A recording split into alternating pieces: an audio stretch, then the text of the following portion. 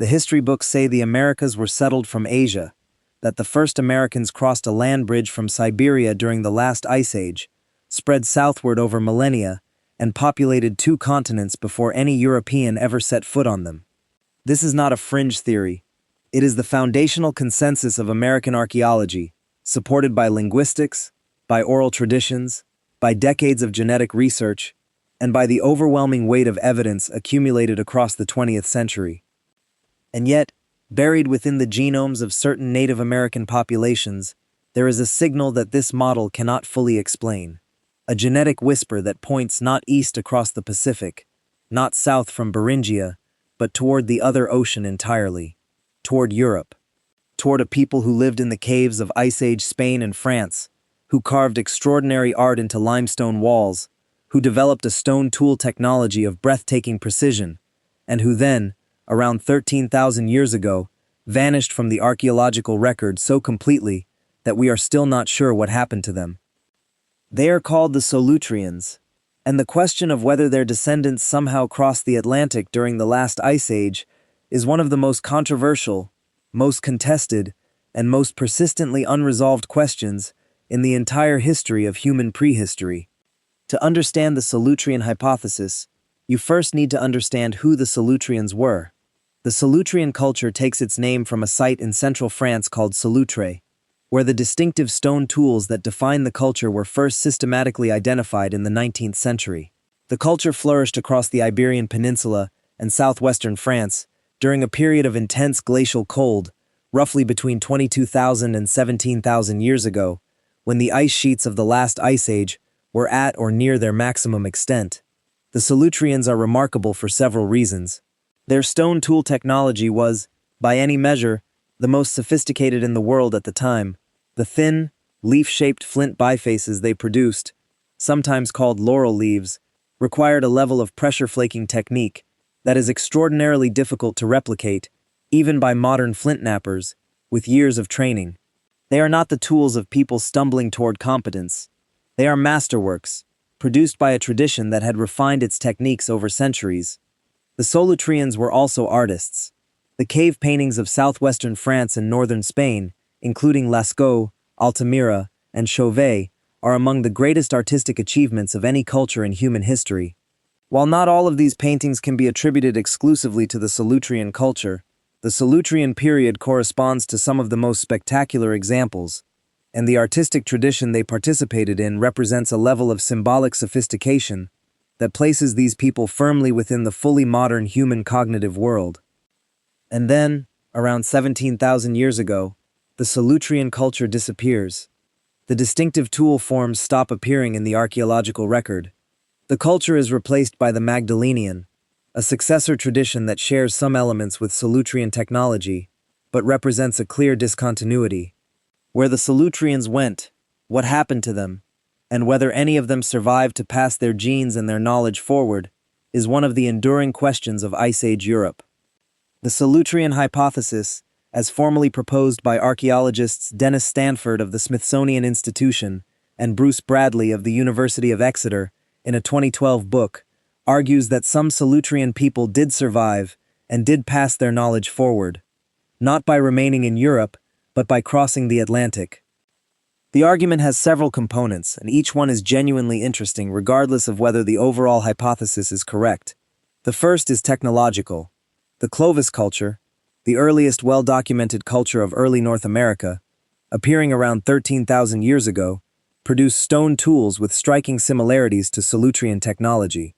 The distinctive fluted points of Clovis technology, the pressure flaking technique, certain specific elements of the tool-making process, share characteristics with Solutrean artifacts that are not found in the intervening archaeological record of Siberia and Alaska. If Clovis technology descended from the Siberian cultures that crossed Beringia, the similarities with Solutrean technology have to be explained as parallel development. Stanford and Bradley argued they were too specific, too detailed to be coincidental. The second component is geographic. During the height of the last ice age, the North Atlantic was not the barrier it is today. The sea ice that covered the North Atlantic extended much further south, potentially creating a continuous coastline of ice from the European coast to the American coast. Populations that subsisted on marine resources, like the Inuit of historical times, navigate sea ice routinely, using it as a highway rather than a barrier. Stanford and Bradley proposed that Solutrean people, living on the Atlantic coast of Ice Age Iberia and subsisting in part on marine resources, could have followed the ice edge westward, moving along a biological highway of seals, fish, and seabirds that would have sustained them across the Atlantic. The third component is the genomic signal. Certain studies of Native American populations, particularly populations in eastern North America, have reported genetic signals that appear to contain a Western Eurasian component, distinct from the Siberian ancestry, that accounts for the bulk of Native American genetic heritage. This signal is not large, it is not present in all Native American populations, and it is contested, with some researchers attributing it to post-Columbian European admixture or to statistical artifacts of the analysis, rather than to genuine pre-Columbian contact. But it persists across multiple studies, using different methodologies and different sample populations, in ways that make simple dismissal difficult. The academic establishment's response to the Solutrean hypothesis has ranged from skeptical to hostile, and the reasons for that skepticism are not unreasonable. The archaeological evidence for a direct technological connection between Solutrean and Clovis is circumstantial. There is no smoking gun site in the North Atlantic, no mid-ocean ice age camp, no clear stratigraphic sequence connecting the two traditions. The gap between the disappearance of Solutrean culture in Europe and the appearance of Clovis technology in North America is several thousand years, long enough for independent parallel development to be entirely plausible. And the genetic signal, whatever its source, is subtle enough to be explained by multiple alternative mechanisms. The most comprehensive ancient DNA study to address the question of Clovis origins was published in 2018 in the journal Cell, analyzing the genome of a Clovis-era infant recovered from the Anzac site in Montana, the only Clovis-associated human burial ever discovered. The Anzac 1 genome showed no evidence of Western Eurasian ancestry. It was, genetically, fully consistent with derivation from the Siberian populations that crossed Beringia. If the Solutreans contributed genetically to the Clovis people, they did not leave a detectable trace in the one Clovis individual whose genome has been sequenced. This was not the result the Solutrean hypothesis needed. It was not by itself definitive proof that the hypothesis was wrong. A single individual cannot rule out minority ancestry contributions. The Solutrean signal, if it exists, might appear at detectable levels in some Native American lineages, but not in a single Clovis individual from Montana. But it was a significant blow to the strongest versions of the hypothesis. Where the Solutrean hypothesis stands today is in exactly the uncomfortable position that the most interesting scientific questions occupy. Not proven, not definitively disproven, contested by evidence that cuts in multiple directions, and by researchers who have spent careers on opposing sides of a question that matters enormously if it is correct, and matters only as a cautionary tale about archaeological reasoning if it is wrong. What the question does, regardless of its ultimate resolution, is illuminate something important about the limits of what we know about human prehistory during the last ice age. The period between 22,000 and 15,000 years ago, the height and the retreat of the last glaciation, is one of the most poorly documented in the human record. Ice sheets covered enormous areas, sea levels were dramatically lower, which means that coastal sites from this period, the sites where populations living off marine resources would have left their traces, are now underwater. The coastlines that Solutrean people would have inhabited are beneath the Atlantic Ocean. The coastal routes that any Ice Age migrants would have traveled are drowned. The evidence that would resolve the question is, in large part, inaccessible. This is not a small consideration. The absence of evidence for Solutrean Atlantic crossings is not straightforward evidence of absence. It is, at least partially, a product of the fact that the ocean has claimed whatever record may have existed. Whether people crossed the Ice Age Atlantic is a question that may be permanently unanswerable by conventional archaeology.